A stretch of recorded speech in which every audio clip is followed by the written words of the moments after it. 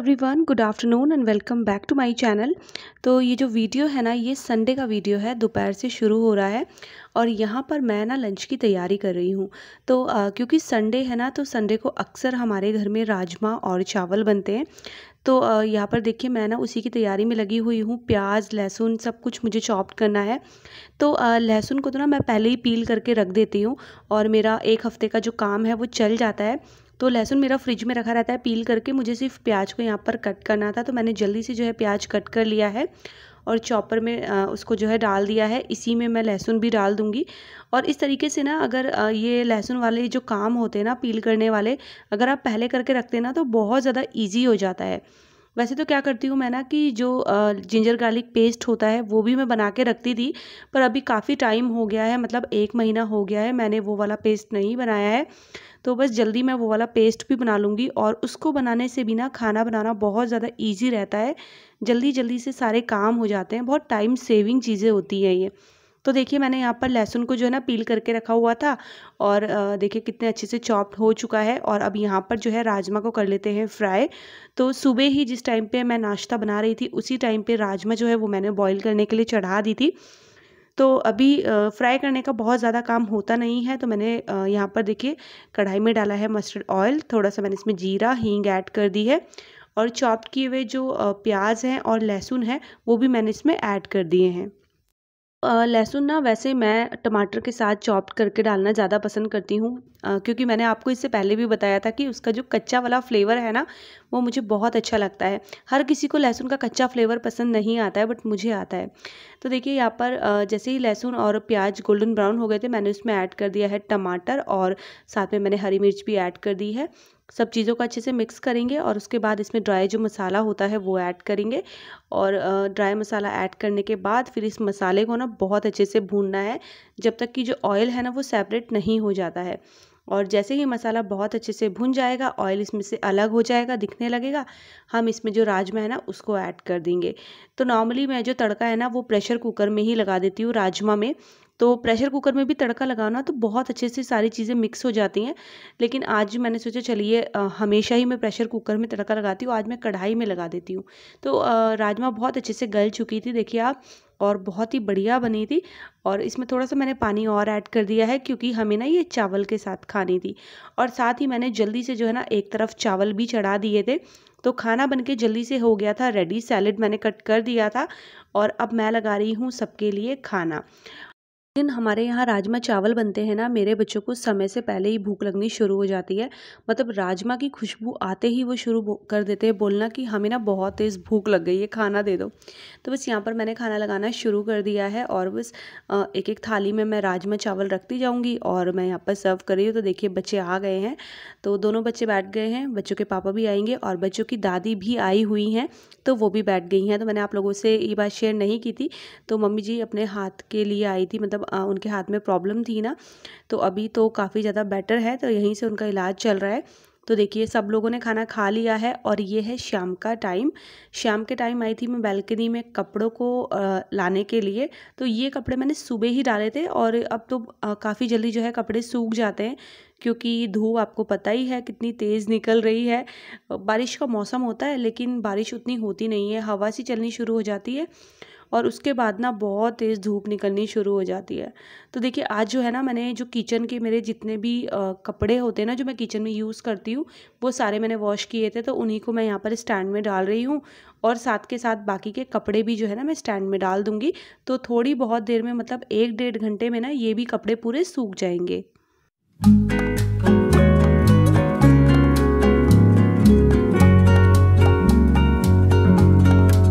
हम लोग जो गाँव गए थे ना, उसका जो ये बैग है उसमें से मैं अब कपड़े निकाल रही हूँ। हुआ ये था कि ये जो बैग है ना ये गाड़ी की डिक्की में ही रह गया था और हम लोगों से भी मिस हो गया।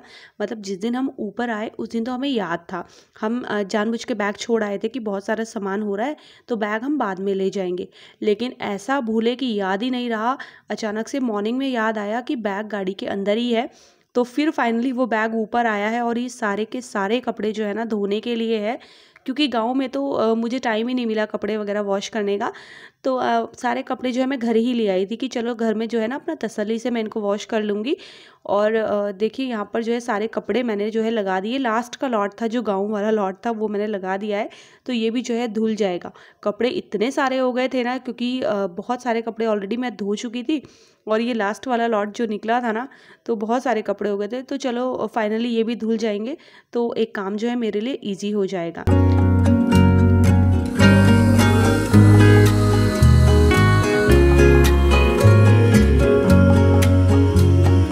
है रात का टाइम, तो यहाँ पर कर दी है डिनर की तैयारी शुरू। सब्ज़ी बना दी थी हस्बैंड ने, पनीर की सब्ज़ी उन्होंने बनाई थी और मुझे बस रोटी बनानी थी। तो बस यहाँ पर मैं जो है जल्दी से रोटियाँ बना लूँगी।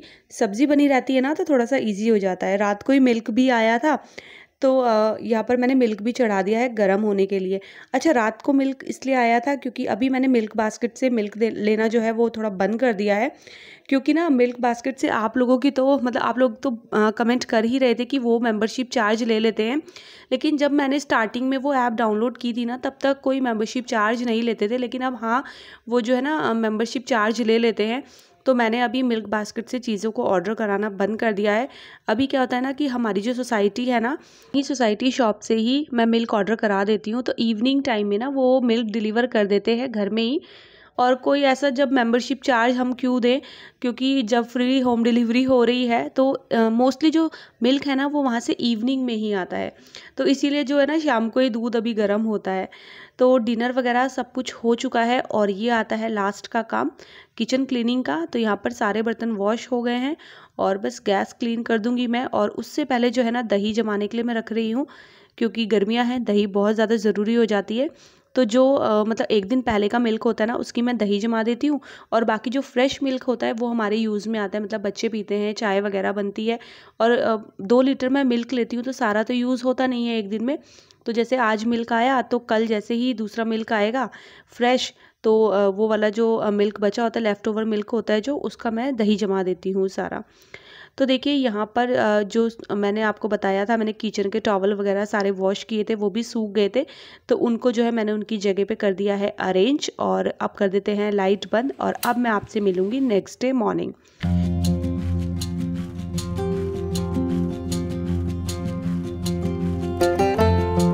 संडे मॉर्निंग, जैसे ही सुबह उठे मन एकदम खुश हो गया। देखा तो काले काले बादल लगे हुए थे, मतलब बारिश तो नहीं हुई, लेकिन फिर भी आंखों को संतुष्टि मिल गई कि चलो बारिश तो होगी। हुई नहीं थी, कहीं कहीं पर हुई, कहीं पर नहीं हुई, मतलब नोएडा में तो नहीं हुई थी जहाँ पर हम लोग रहते हैं। सुबह का टाइम है, तो वंशिका के पापा यहाँ पर नहा धो के पूजा कर रहे हैं, सबका नाश्ता हो चुका है और मैं यहाँ पर कर रही हूँ ग्रॉसरी शॉपिंग की तैयारी। तो सबसे पहले मैं बना रही हूँ लिस्ट। मेरी जो ग्रॉसरी आती है ना वो मोस्टली 25-26 तारीख को आ जाती है, क्योंकि हम लोग लाते तो पूरे महीने के हिसाब से, लेकिन मतलब 1-2 दिन आगे पीछे हो जाता है, जबकि घर की जो ग्रॉसरी है वो ख़त्म हो जाती है। तो मैं क्या करती हूँ कि सबसे पहले उसकी लिस्ट बना लेती हूँ कि क्या क्या मेरे पास बचा हुआ है और क्या क्या मेरे पास जो है नहीं है। तो यहाँ पर मैंने लिस्ट बना ली है और अभी मैं हो रही हूँ तैयार। तो मैं मम्मी जी और ये वंशिका के पापा, हम लोग डी मार्ट जाएंगे, वहाँ से ग्रॉसरी शॉपिंग करके आएंगे। तो बहुत हिसाब से चलना पड़ता है, मतलब तो मैं क्या करती हूँ ना कि मेरी आदत नहीं है बल्क में सामान लाने की। बहुत सारे लोगों को मैंने देखा है जो बल्क में ही सामान उठा के ले आते हैं, तो मैं ना ऐसे बल्क में नहीं लेकर आती बहुत ज़्यादा सामान। मुझे पता है कि 1 महीने में मेरे घर में कितना सामान जो है लगेगा। कई बार ऐसा होता है कि मंथ के बीच में 3-4-5 दिन के लिए हम लोग कहीं चले गए, घूमने फिरने चले गए, और या फिर 1-2 बार हम लोग बाहर खाने चले गए।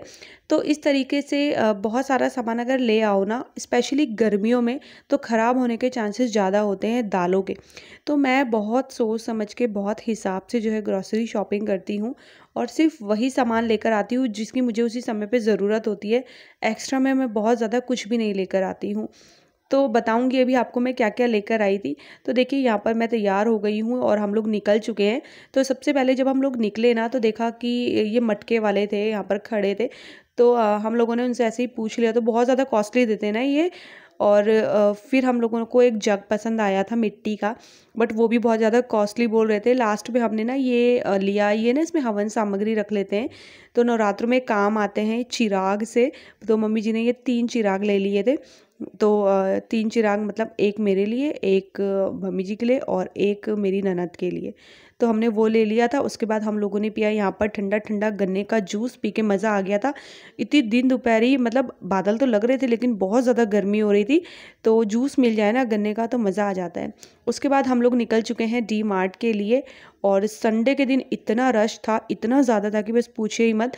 लेकिन क्योंकि ग्रॉसरी सारी ख़त्म हो गई थी इसीलिए मुझे जाना पड़ा, वरना संडे को ना मैं खुद नहीं चाहती कि मैं डी मार्ट जाऊँ। तो टॉवल भी लेने थे, तो अभी हम लोग ऊपर सेक्शन में गए हैं, यहाँ पर वही टॉवल वगैरह देख रहे थे।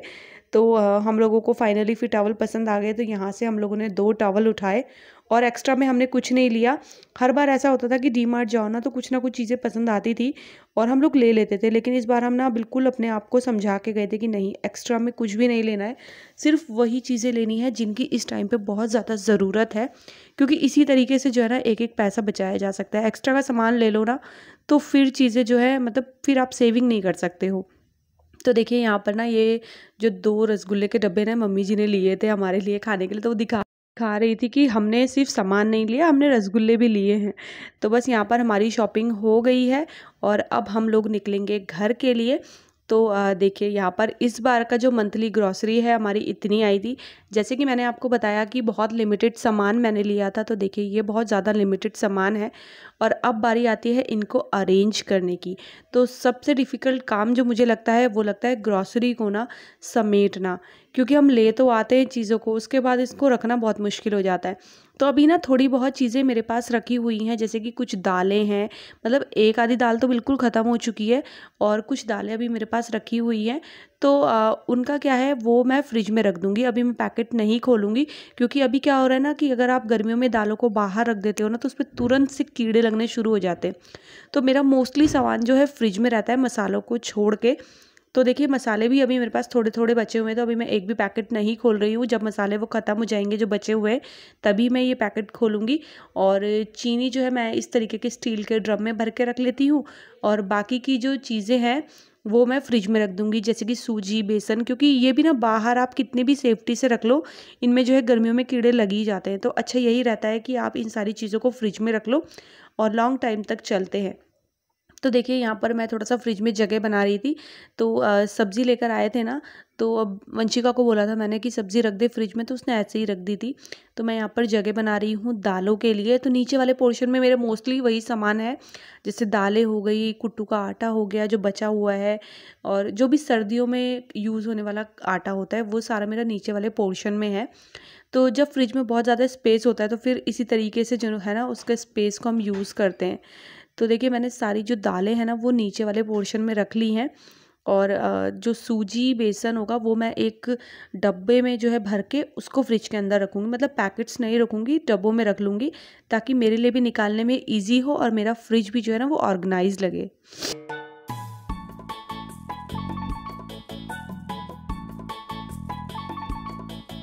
फाइनली मेरी सारी ग्रॉसरी जो है वो अरेंज भी हो गई है, और इस बार ना मैं तेल जो है वो 5 लीटर का ले आई थी, क्योंकि मुझे लग रहा था कि मुझे 5 लीटर का ऑयल ले जाना चाहिए, थोड़ा सा ठीक पड़ जाता है वो।